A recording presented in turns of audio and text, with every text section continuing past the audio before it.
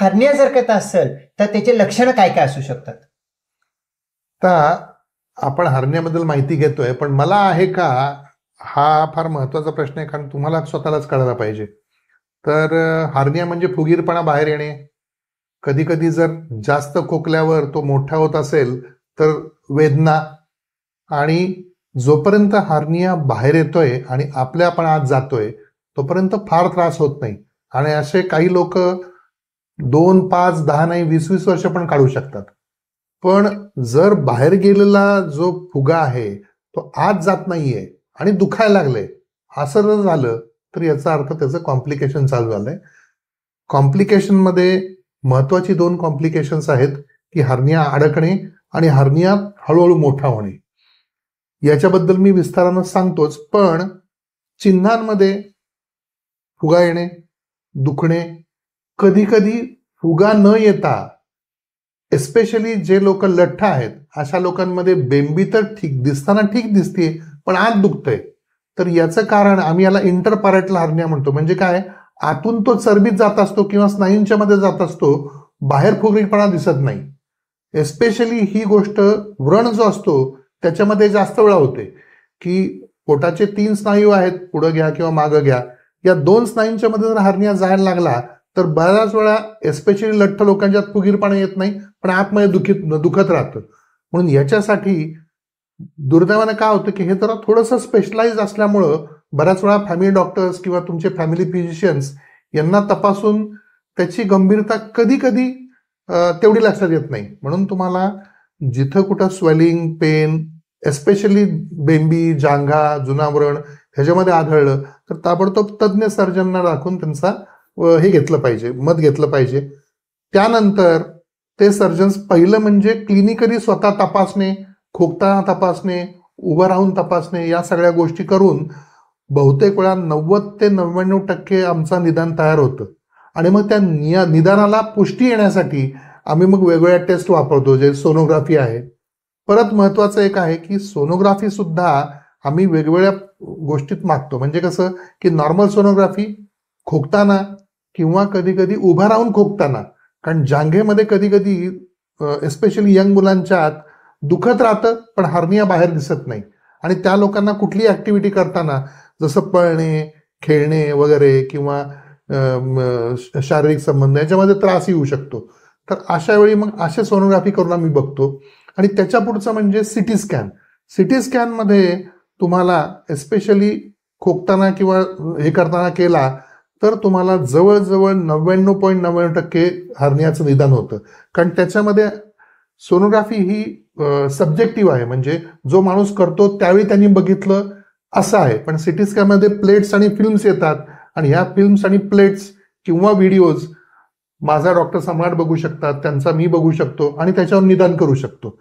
त्यामुळं apart from बाकीच्या taste ज्या फिटनेससाठी केल्या जातात, या 2 महत्वाच्या टेस्ट आहेत. आणि कधी कधी अशी 2-5 वर्षातनं अशी केस येते की जांघेमध्ये दुखतंय, दुर्दैवानं सिटी स्कॅन दिसत नाहीये, पण आम्हाला स्ट्रॉंग सस्पिशन आहे. अशा वेळी आम्ही 2-3 सर्जन मिळून त्याचं चर्चा करतो आणि ह्यांना आम्ही डायग्नोस्टिक लॅप्रोस्कोपी करतो. म्हणजे काय, पोटात दुर्बीण घालणे, बघणे की हर्निया जिथून बाहेर पडण्याची शक्यता आहे तिथं खोली आहे का, जरा वाकडं काही डिफेक्ट आहे का, हे आम्ही बघून असेल तर त्याच वेळी रिपेअर करतो. पण अर्थात मी म्हणलं तसं हे निदान 2-5 वर्ष एकदाच करावं लागतं. आता हर्नियासाठी उपाय काय, तर उपाय म्हणजे काय, हर्निया हा गॅप आहे, मग तो काही गोळीनं काय स्नायू तिथं वाढणार नाहीत. जर गोळीनं स्नायू वाढायला लागले तर मग त्याला संजीवनी मागवावं लागेल आपल्याला किंवा मग आपल्याला प्रभू हनुमानांना बोलवावं लागेल, आणि ते तर शक्य नाही. म्हणून जो डिफेक्ट आहे तो बंद केला पाहिजे. आता परत जसं आपण म्हणलं हर्निया म्हणजे टायर फुटून ट्यूब बाहेर येणे. मग त्या टायरला आपण काय करतो, ट्यूब आत घालतो, पॅच लावतो, बंद करतो. अगदीच खराब झालं तर टायर फेकून देतो, पण आपलं शरीर तर आपण फेकू शकत नाही.